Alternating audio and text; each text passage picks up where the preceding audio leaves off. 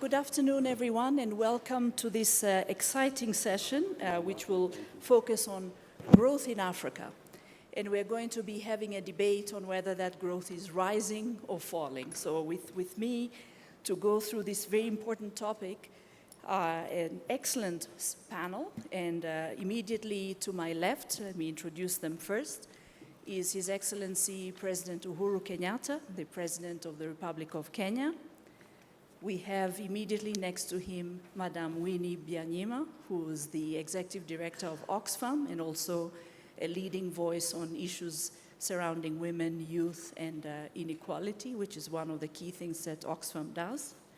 Immediately next to her is Mr. Tony Elumelu, who is a founder of the Elumelu Foundation, but also has worked, of course, in the private sector, in private banking, and focuses on building young entrepreneurs across Africa. And then to the very end is Mr. David Lipton, who is the first Deputy Managing Director at the IMF and has worked for US Treasury under the Clinton administration and was also in the Obama White House on security issues. So please help me in welcoming this excellent panel for the topic this afternoon.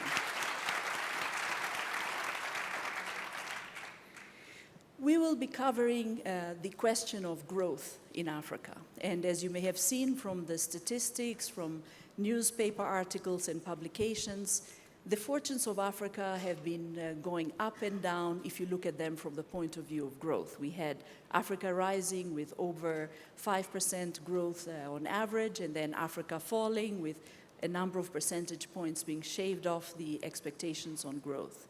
But within that mix, there's been quite a variety, with some countries doing relatively well, like Ethiopia and Cote d'Ivoire growing at above 10%. You have Rwanda, Tanzania in the 6 to 8%, Kenya, Ghana, and others also within that range. And then you have countries that are dependent on commodities that have really taken a hit, including Nigeria, South Africa, and others.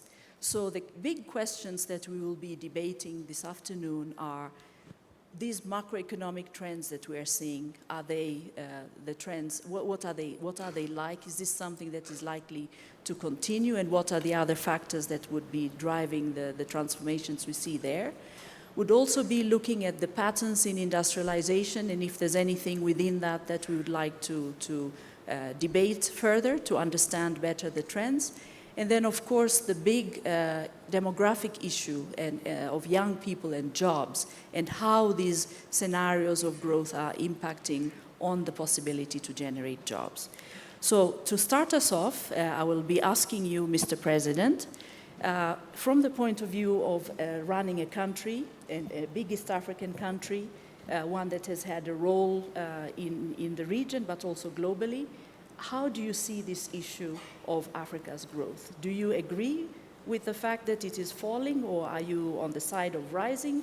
And where does it come out from you looking at it as a head of a country? Well, thank you. Let me begin by saying that for the last 15 years or so, Africa has had an incredible story of growth. Rapid growth pushed by good commodity prices, good oil prices, and we've seen this growth over a period of about 15 years, which all of a sudden now we've seen a downturn. A downturn again as a result of lower commodity prices, across the world. External shocks that really are not Africa associated. So we have seen a decline, but that doesn't mean that that's the end of the African story, because I believe the fundamentals are still very strong. If we take Kenya, for example, whereas the average growth rate of those countries that are commodity dependent has hovered around 3.6%. We've managed to maintain our growth rate at about 5.6% with a much more diversified economy, depending more on agriculture, services, a bit of manufacturing, financial sectors.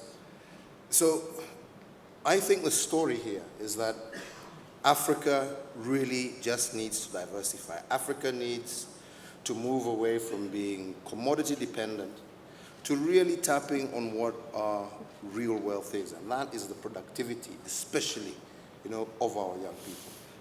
And I believe if we really, this is an opportunity rather than it being a point of gloom. It's a point for us to see this as an opportunity to really explore where Africa's wealth is. Agriculture, how can we value add? Our services sector, our financial sector, what do we need to ensure we have proper macroeconomic stability so that our financial sector can also grow and deepen. We need to focus more on intra-Africa trade, improving and increasing our manufacturing capacity, and trading more with one another across the African continent. So I see this really as an opportunity and a wake-up call that it's not the raw materials that make Africa wealthy. It is our people, and that's where the investment needs to be. It is the African people, especially our young people, and that's where our investment needs to go. That's where we need to be focused, and that's where Africa's future actually lies. Okay. I will come back to you, Mr. President, with some additional questions, but let me get the perspectives of the rest of the panel. Ms. Byanyima, you, looking from your perspective, are the fundamentals in place, as Mr. President said, and is growth enough? How would you see it from the point of view of Oxfam, but also from your personal experience living and working in Africa? Thank you, Franny. It's truly an honor to share the platform with President Uhuru Kenyatta and my friends, Tony and David. The question of, is growth strong? Is it enough? I think we focus too much on the figure of growth. Is it 10%? Is it 6%? I think the right question is this growth creating jobs? Is this growth raising the standard of living of our people, all our people? It's the quality of the growth that's key here. And so my question is this growth that is slowing because of a slow demand globally going to be enough to spend on our people, on health, on education, and on jobs? And my answer is that it can be, but it's not automatic. Why? Because we have a high rate of inequality. Growth has been delinked from poverty reduction.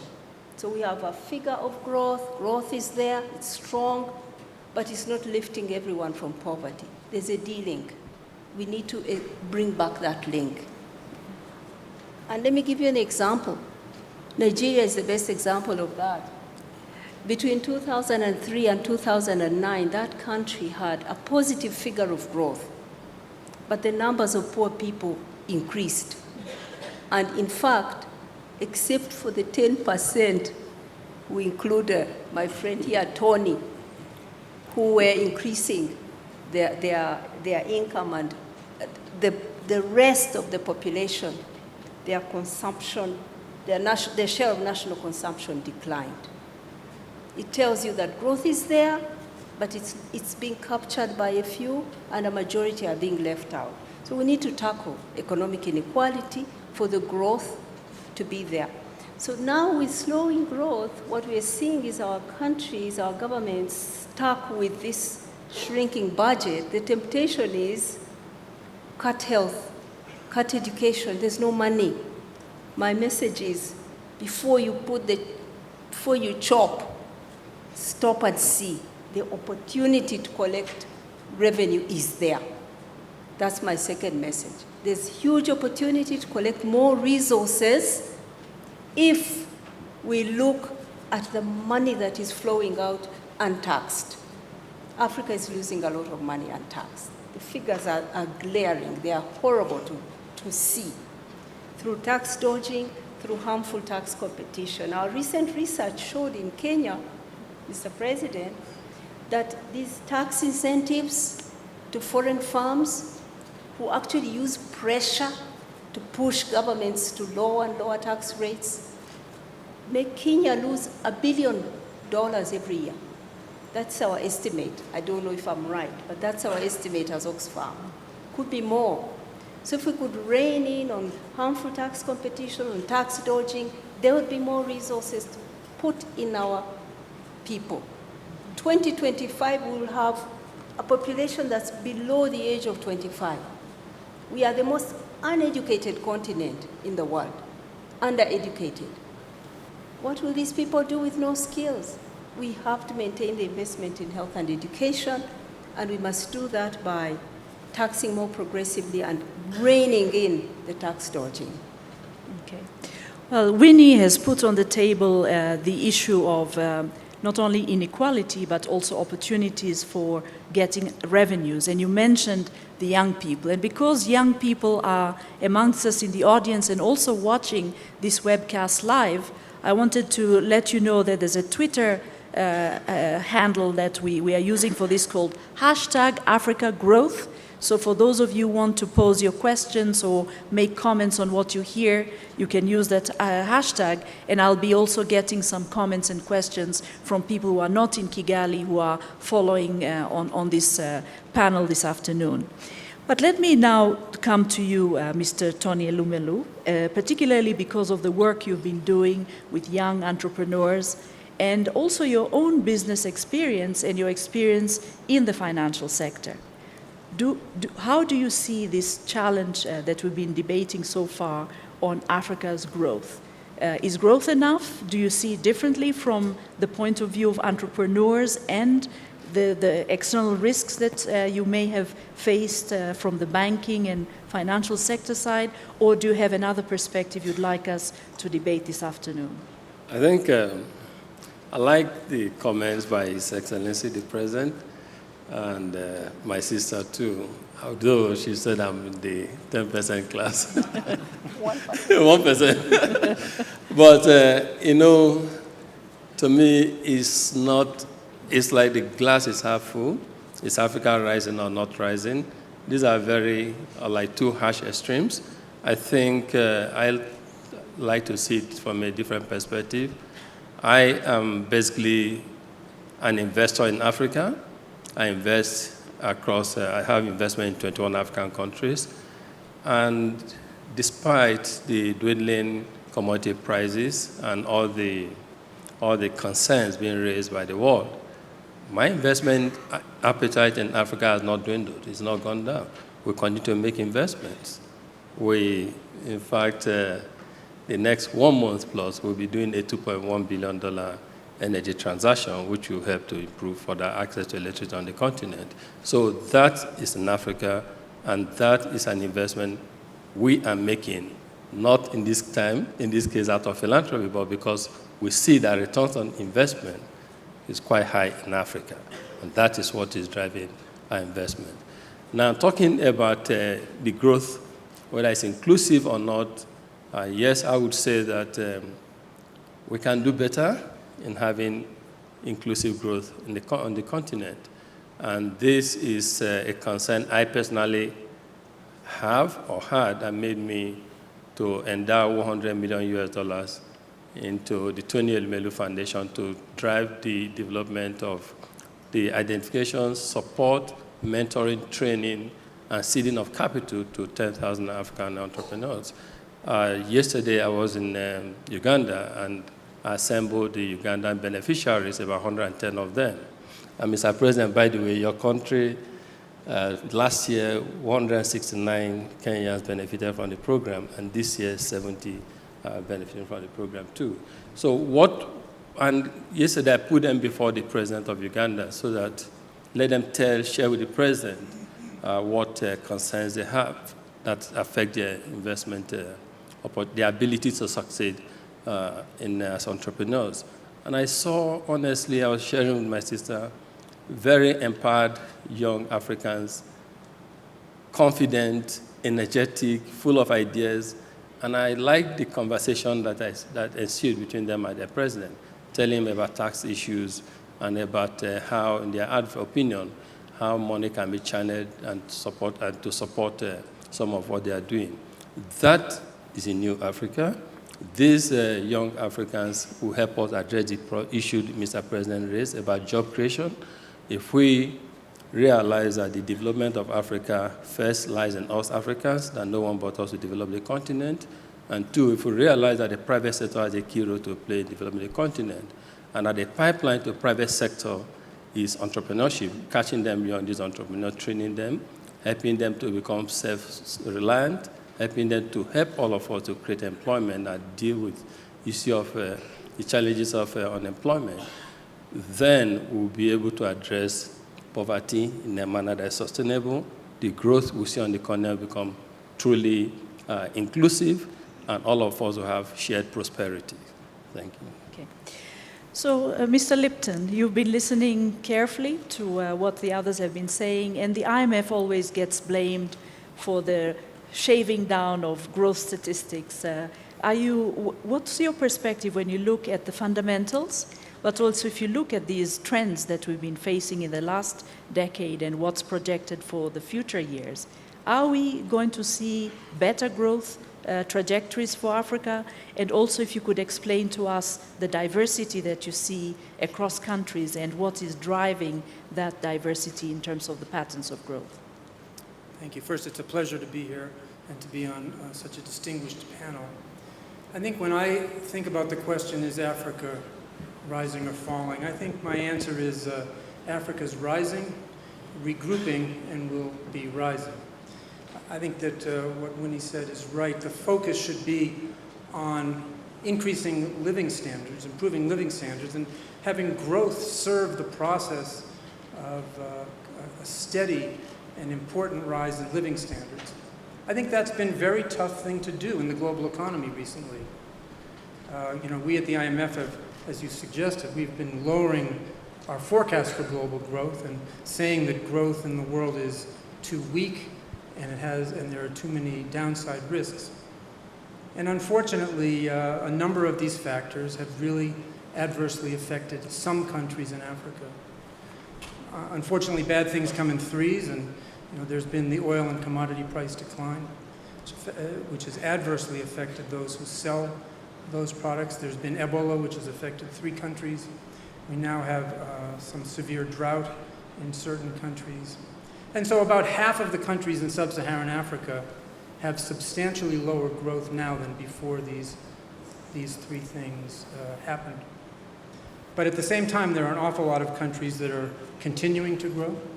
And I think overall, the fundamentals for growth still remain pretty strong. But when we look at the whole sub-Saharan African area, we project growth next year, this year, to be just about 3%, unfortunately. That is below the global average, and this is significant. For the past 20 years, African growth has been well above the global average. Now, as I said, it's concentrated in about half of the countries with some quite severe slowdowns in a few countries. So what is there to do? Well, this is a marathon, because if you're keeping your eye on the prize, which is raising living standards, it's not something that happens in a day or a year or a decade. It's something that takes a long time and requires steady work. I'm from Boston. I grew up watching the Boston Marathon, so I know there are a lot of people in this region who know how to win a marathon. And in Boston, we have, at the 18-mile marker, Heartbreak Hill. And a marathoner knows that when you get to the hill, you have to adjust your stride, but then power ahead. And I think that's the message for a lot of countries here. That, what do I mean by that? Well, there are countries that have seen their export revenues go down, their budget revenues go down because of the oil and commodity price declines, and they have to adjust to that. It's a fact of life. There are many countries, including those that are still growing, that have to, in a sense, be careful. Be careful to avoid being vulnerable to whatever shocks may come. Be careful to protect the most valuable spending items, the health, the education, and prioritize spending and get budgets focused and make sure that the right spending happens. To be advancing infrastructure, which is one of the key drivers that's going to help raise job and economic opportunities and ultimately raise living standards. And we also believe that countries should be making sure their exchange rate systems are flexible enough that they don't end up in very pressured situations, which we've seen in some countries that have not allowed sufficient flexibility.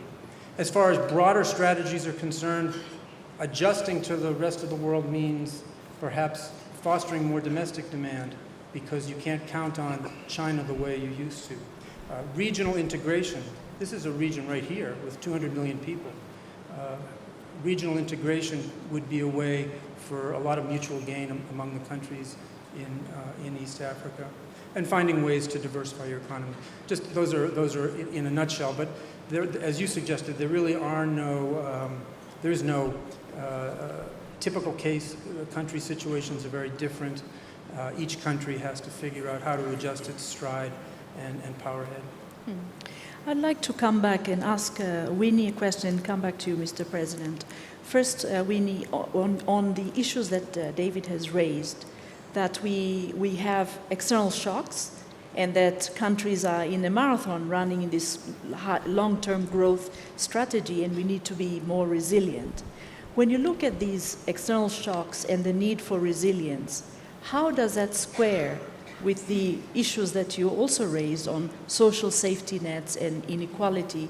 Where do all the resources come from to get that balance right? Thank you, Franny. You know, David is from the IMF, and David is also a Muzungu. So he has to say things politely to us. But I mean, there's a hard message. The IMF likes to compare Mozambique with Vietnam, because in the last 10 years they've been achieving almost the same levels of high growth. With that growth, Vietnam has been able to create 2 million jobs in industry. Mozambique, 160,000 only. In addition to that, Vietnam has created more millions of jobs in agriculture. I'm not sure how many Mozambique has created. Vietnam has created millions more in agriculture by modernizing it and increasing the productivity mainly of small farmers, small-scale farmers. So this growth that we have had, we have not spent it well. That's the truth. If you take a country like Equatorial Guinea has the same per capita income as Spain. It's as rich as Spain, but it has a child mortality rate as low as Burundi's. It's shameful for us. So these are hard times now, 3% growth, below the average of the world. You know, when we were kids, they used to say, when the tough gets going, when the going gets tough, the tough get going. African leaders have to wake up. And what I'm saying is that we have to start from where we are. Agriculture is the base. The investment there in the infrastructure, in the research and development, in extension for small-scale farmers to raise their productivity, for me, is the immediate gain we can make to drive the growth. That's what we have for many of our countries. But over and above that, you remember when the financial crisis hit Europe and America, what did they do? They had to stop and say, hey, recession now, where do we get the money? They looked around, and that's when they woke up to the fact that their own companies were cheating, not paying their fair share of taxes. And they started this BEPS process. Through that, they've made some reforms, plugged some loopholes, and are now getting some more out of the companies that were not paying taxes, dodging. Here in Africa, there's a huge loss of our money. We've calculated, somebody has calculated that just 1/3 of the wealth of the richest individuals, 1/3 only, 500 billion, is hidden through tax havens. That could bring $14 billion of tax. That could save 4 million children's lives. that could put every child in school. And Africa has 30 million children out of school. The money is there. We have to wake up and tax those who have the money, like my friend Tony here. Get them to pay their fair share. And get those who are hiding it through tax havens, particularly the multinationals, block them from hiding it. And then, with that money, maintain investment in agriculture, create jobs, and education, education, education. The knowledge economy of the future. Our children, we won't be there without these kids being educated. That's what I see. I think the World Bank, the IMF is giving us the hard message that we must wake up and do what we must do to generate the growth through new growth avenues, but maintain investments in our people, our youth, their education and health.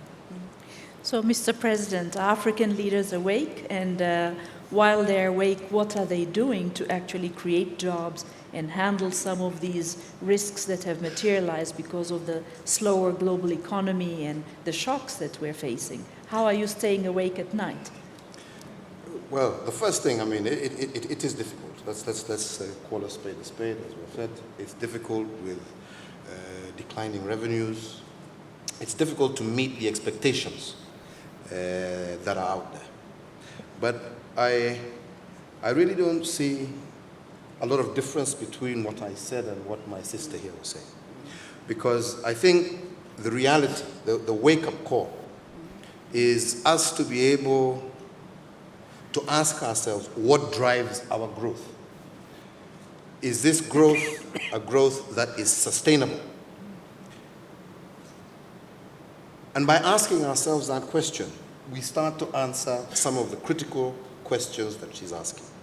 And that's why I was saying, it is necessary for us to begin to look at what are the drivers of our growth. Is it the commodities? Is it the oil? Is it the gas? All these extractives that really do not create and leave and retain value in Africa, that do not retain jobs in Africa. Is that what is going to drive our growth? Or is it our infrastructural development? Is it our agriculture? Is it our increase of use and availability of technology so that our IT sector can also grow, our services sector? Because these are the sectors that create jobs. These are the sectors that create prosperity that is more equitable across the board. And we ourselves in Kenya are really trying to focus ourselves on these particular sectors. And as we do so, we also need to ask ourselves, with these limited resources that we have, where are we spending them? Mm-hmm. We cannot afford to ignore education. We cannot afford to ignore healthcare. We cannot afford to ignore basic sanitation. We cannot afford to ignore the spread and distribution of energy and electricity, which also in itself is a driver. So it is just how we balance some of these issues. And that is why I was saying this is an opportunity for us to begin rebalancing and refocusing our economies. And I'm saying Kenya is one example that this is the kind of direction that we ourselves are moving into. But more importantly, for us to also understand that we can no longer also just depend on international markets out there. We need to also begin breaking down the barriers to trade in and amongst ourselves, because our potential, our future resides in increasing the level of intra-Africa trade, because that really is where our opportunity exists. Trading amongst one another. And as governments, we need to start pulling down some of these barriers so that we can create and take advantage of economies of scale. And as the MD was saying, you know, we are talking, instead of talking about a Kenyan market of 40 million, we need to be talking about a regional market of 200 million. That's right. This is where the potential exists. And that is why I said, I don't see us talking too far apart. Yeah? We're on the same page. It is just how we pool our resources and our efforts and refocus and redirect our energies into this new chapter. Thank you, Mr. President. You've answered a question that has come from Twitter, from Lauren, who said that, basically reiterated that Mozambique and Vietnam have same growth rates and have increased jobs, so why can't Africa do it? So I think we will skip that question and go to can the I two comment? Can I global- comment? Yes, Can I'll I come comment? to you, Mr. Elumelu. Give me 2 minutes. Okay. We have 2 young people who are here in the audience that I'd like to have them ask a question, and I'll come to you to respond first and also to comment on the issues that have come up. Yes, our global shapers, we have 2 of them, so who's going to start? Faraja or your colleague? Okay. Thank you. I am Faraja Nyalandu, a global shaper from the Arusha Hub. And my question goes to all of the panelists, Your Excellencies. And I'm keen to understand how you perceive the human resource in Africa as a key driver of African growth. You've mentioned other drivers of growth. We all know Africa is blessed with a lot of natural resources, but understandably and significantly, we are not really addressing the issue of knowledge and skills deficit among young people in Africa. And what we see is that we focus on education being a solution, for instance, having more investment in education. But what kind of education are we providing to these young people? Are the certificates sufficient for them to survive in the 4th industrial revolution that we clearly want and we clearly work for? Is the education that we provide in schools, does it solve our challenges? We're looking at knowledge economy as a key driver of growth in Africa. How do you wish to integrate that? I think at all levels, in the private sector, in the financial sector, at the IMF level, what kind of investment are you making towards youth as a key driver of growth in Africa in terms of the human resource, their knowledge and skills, as well as with Oxfam? I know you are advocating on the agenda, but what kind of policies are you clearly advocating for? And with Mr. President, how are you integrating that in your policies in Kenya? Okay. Youth, I want to emphasize, are a great opportunity and not a challenge. We only need to tap into that. Okay, thank you. Let me start then with Mr. Elumelu with the question on education and youth, but also if you could comment on this exchange that we were having just before we went to the audience. Okay, so on youth, I call it youth empowerment, human capital development. I would like to make 2 comments on that. First is that in the private sector, we have realized that the kind of educational system we have, to a large extent, is more oriented towards certificates or certification. And we need to have TVET, Technical Vocational Education Training Program. When I was growing up, we used to have vocational training institutes, and somehow later it fizzled out. And so we need to bring it back. What am I doing as a private sector person in this area? I have partnered with a firm in Dubai that they are strong in this area, and we are in the process of setting up a TVET, a vocational and training institute, to help, as part of our philanthropic support, to help see that young Africans, starting first from Nigeria, proving the concept there and not taking it beyond Nigeria in this area. Also, at a slightly higher level, we've set up what we call UBA Academy. UBA is a Pan-African bank that operates in 19 African countries. We set up UBA Academy where we retrain people, because seeing that, again, the educational system will have a purpose for a different type of job. And so we take people on board, retrain them for like 3 months, and post them to different areas. That we're doing. But most importantly, the Tony Elumelu Foundation I talked about before is my family's philanthropic endeavor or support. We endow $100 million every year we identified 1,000 Africans, we give them $10,000, that is $10 million every year. We've done it this second year. The first year, we got application for 20,000 Africans. We worked with Accenture. They selected, recommended 1,000 we supported. And I have seen because we stayed in touch with them, how they too are helping to encourage and support other youth in their communities. And this is one of the things we can do to encourage the young Africans who are coming behind us, so they will be much more successful than us in business. I talked about yesterday meeting with the president of Uganda. I was so encouraged how they were quite bold in discussing, engaging with their president. And that, to me, is, again, part of human capital development, developing the next generation of African leaders, giving them self-confidence, giving them self-hope, driven by the fact that we're giving them the opportunity to prove their concept. What we are doing, $10,000 is not much, but it gives them the opportunity to prove their ideas and put them on a platform where others can come and invest in them. That we're doing, and that we want to continue to do. And my sister talked about the 1%. I thought it was 10% before. She moved it to 1%. I think, first, we will not criminalize wealth. We need it. We need to see private sector success to even encourage others. But we must be and become successful in private sector in a professional manner. We should de-emphasize government contracts, etc., as a way of making money. And we should de-emphasize government policy waivers as a way of making money. We must make money, private sector, productively. There are areas that we should be investing in the private sector. But the good news is, and that's a point I wanted to make, we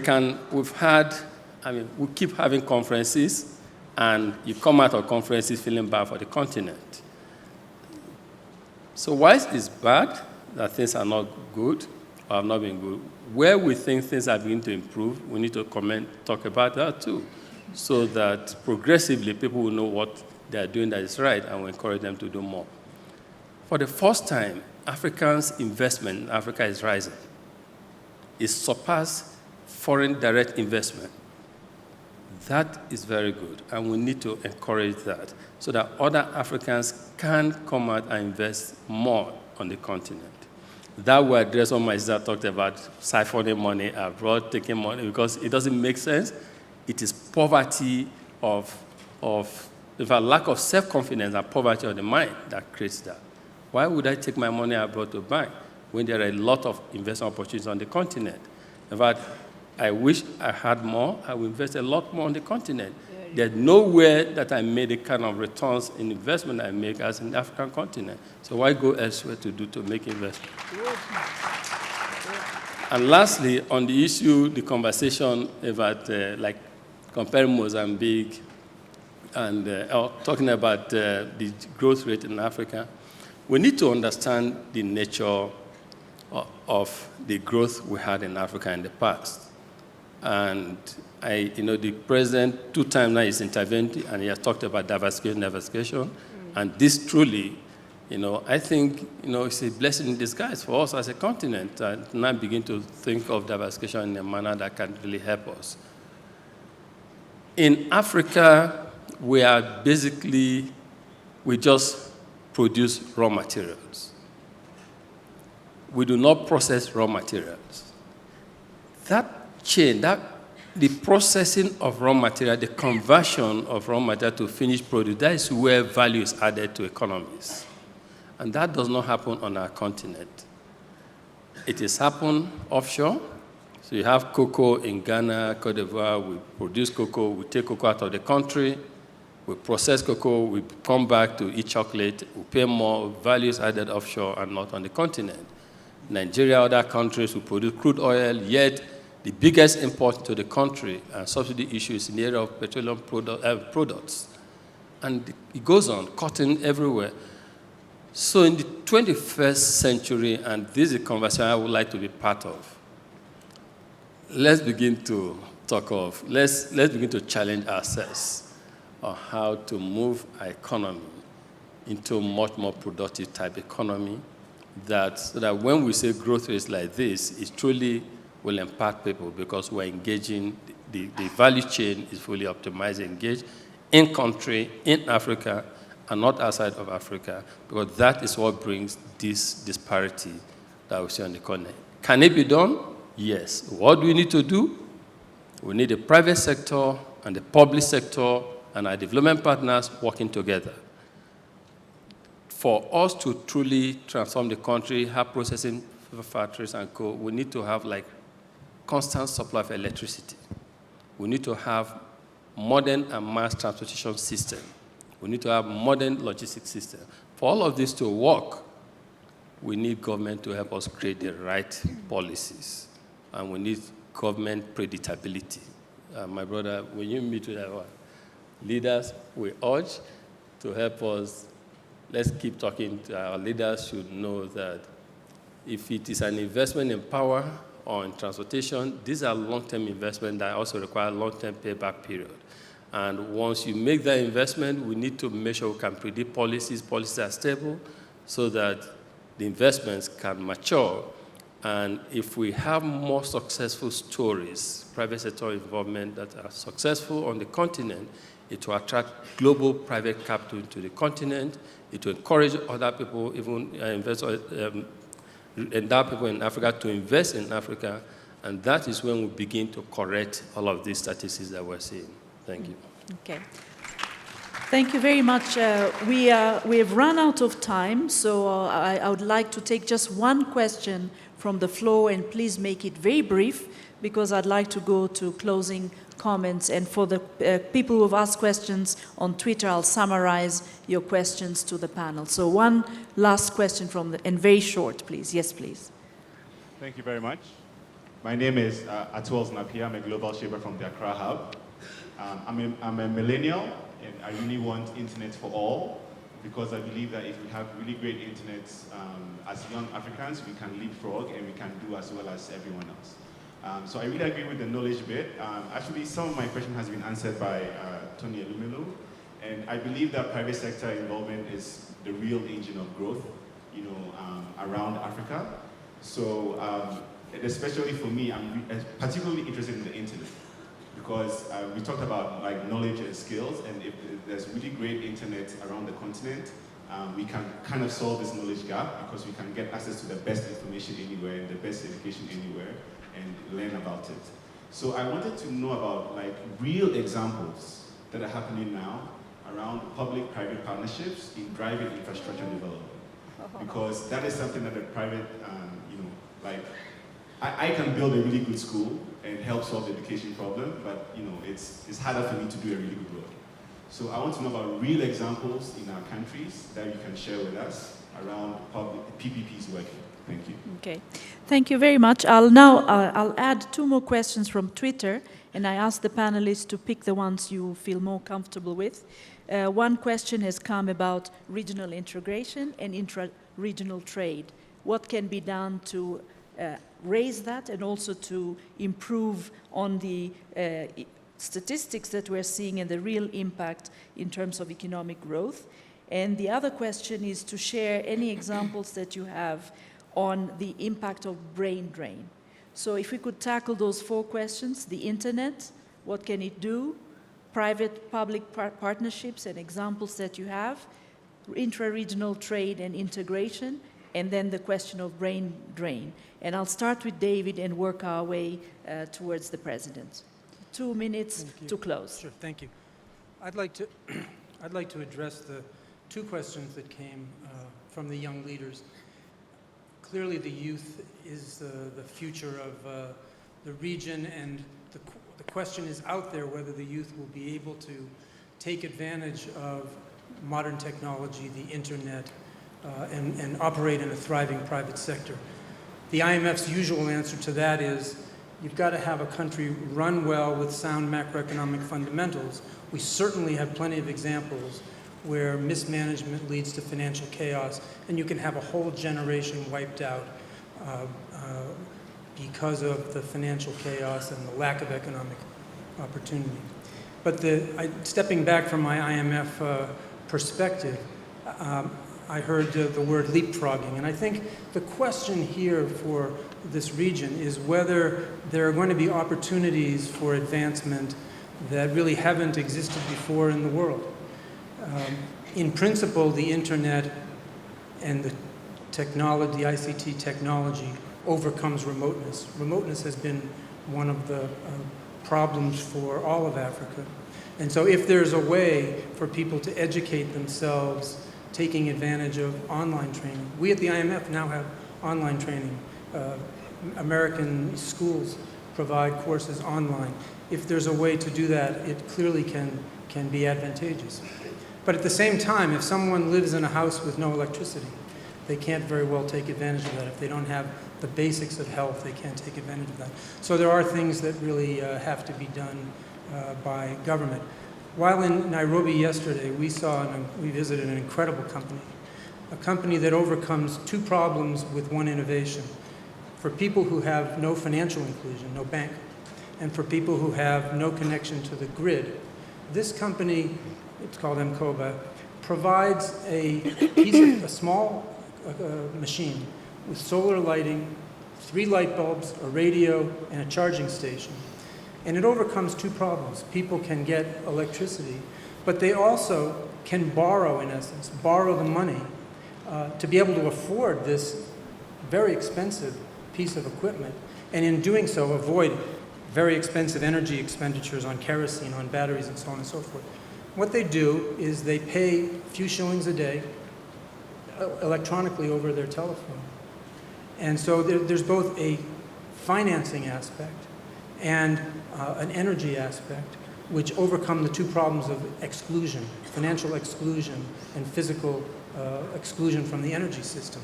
Now, it's in its incipient phase, but imagine a time when you don't have to connect to the power grid, you don't have to physically walk into a bank, but you can borrow the money to buy enough equipment to be able to have an internet. Then the Tablet for All program, like the one here in Rwanda, really can be for all. Thank you.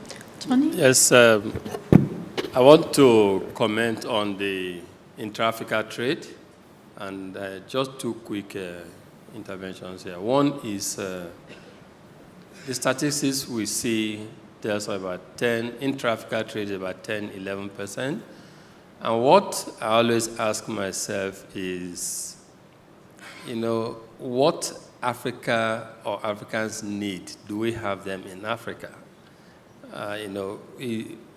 We have the raw materials in Africa, but we produce the raw materials exported out of Africa. So when you look at our trading relationship with some of these countries, it's very high because of raw material.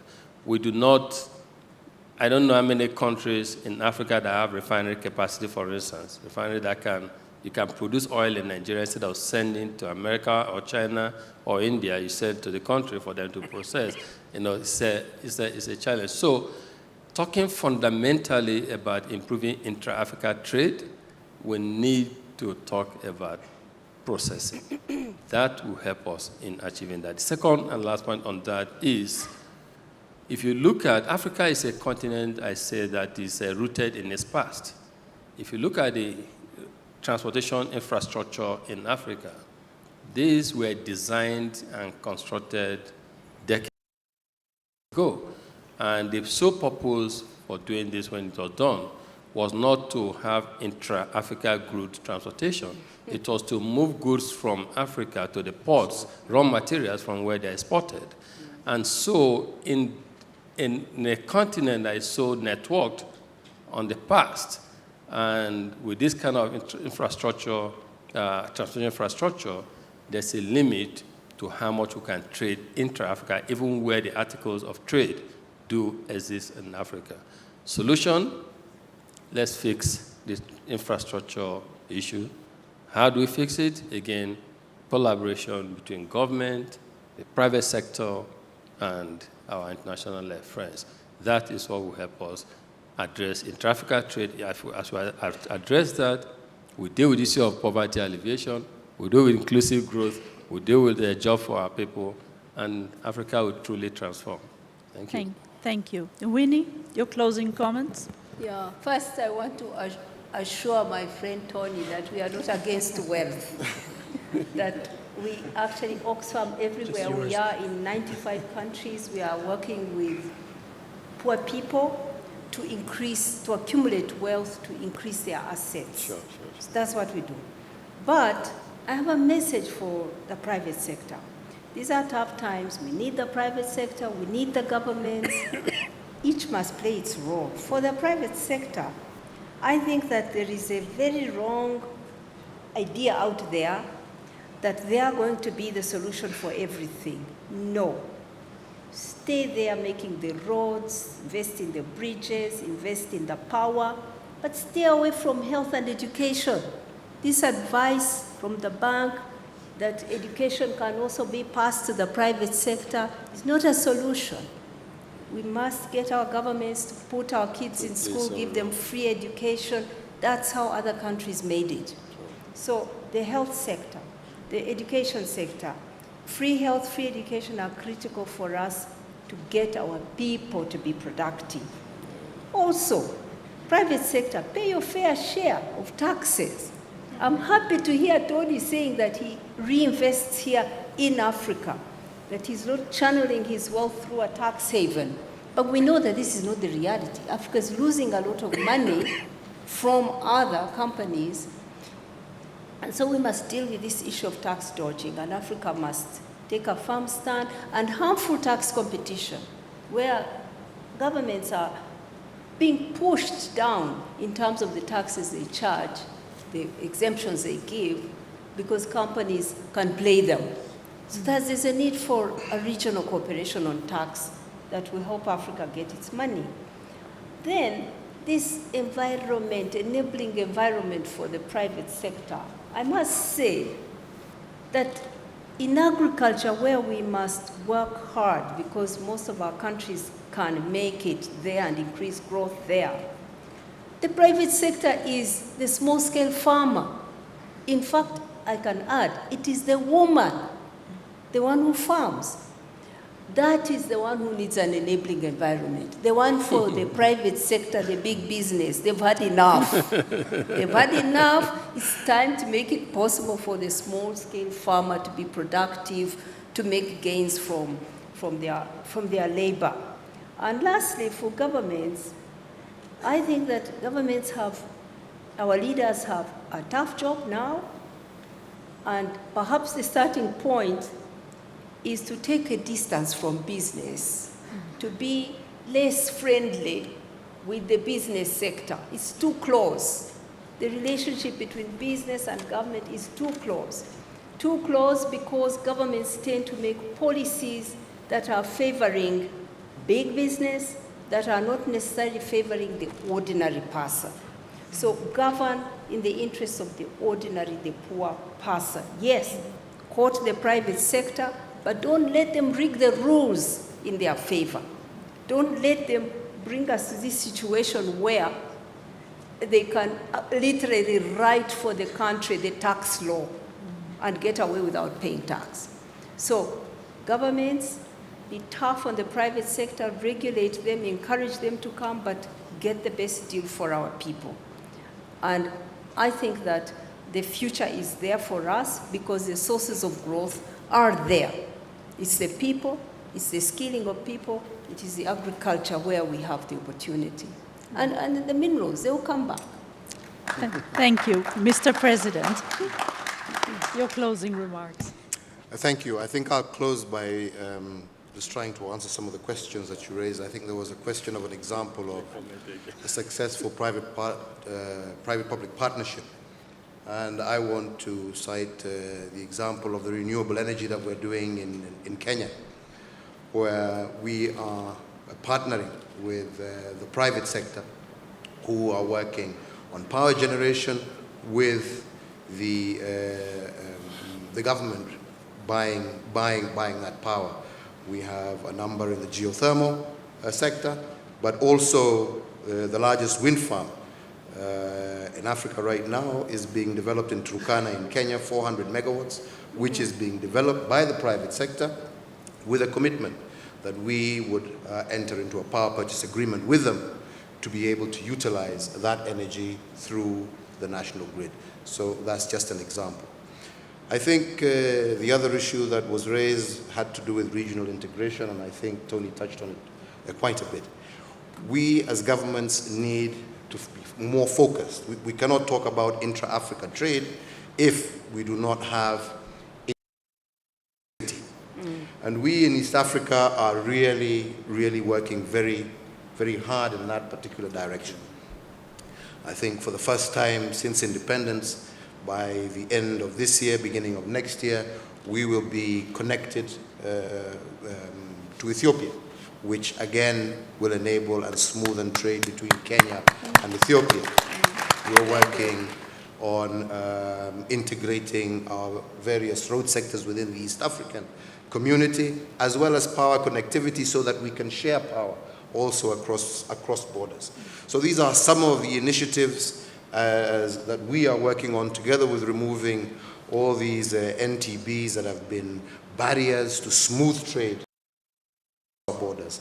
And I believe ultimately this is what will promote and encourage the kind of growth that we want to see. But I want to close with the issue that was raised by my young sister here, because I think she's the one who really has hit the nail on the head. If Africa is to grow, it must focus itself on the youth. And as she's correctly stated, our youth are not a challenge. They are actually an opportunity and the greatest asset that we have on the African continent, and we need to be able to invest in them. And when we say invest in them, we're not just talking about investing in education. We have to ask ourselves, what kind of education? Because as she said, we are churning out people from our schools. We are churning out people from our universities. But are we churning out that which the job market requires? We in Kenya are beginning to relook at our curriculum, to ask ourselves, is our curriculum tailored to the needs of the world today to create opportunities for our young people? So we are beginning to look at that. We are beginning once again, as Tony has said, to reinvest in technical training as well, because this is where we are seeing the skill shortages, and trying to see how we can match the skill shortage in the market and preparing our young people to be able to fill that particular gap so that they have the right skills, as well as also preparing our kids for a more technologically driven world. In Kenya, we are beginning this digital learning program because we want our kids at a very early stage to be able to be into technology. And that has also had the additional effect, because in order, as my friend Mr. Lipton said, in order for us to be able to have that digital learning program, we can't do it without electricity. So as a result, it has enabled us to connect all our primary schools to electricity. By extension, that has helped us connect more Kenyans to the grid. And over the last 3 years, we've been able to move from 32% of Kenyans connected to the grid to 52%. So this is also helping drive our economy overall. So these linkages are what is important. But I think I just wanted to conclude by saying that the future belongs in us as leaders, understanding that investment in our young people, creating opportunities for our young people, in there lies the success story of Kenya, where we can have growth that is both inclusive and equitable, but also sustainable. Thank you. Thank you very much, Mr. President. Well said. Well said. In closing, I'll just say a few things of the place where I work, which is the African Development Bank. From the comments we've heard from the panelists this afternoon, they've highlighted all the top priorities that we are focusing on. Light and Power Africa, Feed Africa, Integrate Africa, Industrialize Africa, raise the quality of life. And if we do these 5 things, then growth will generate quality of life, and it will give us the kind of resilience and stability that we are looking for. Please join me in thanking the panelists and really giving them a strong round of applause for tackling this tough issue.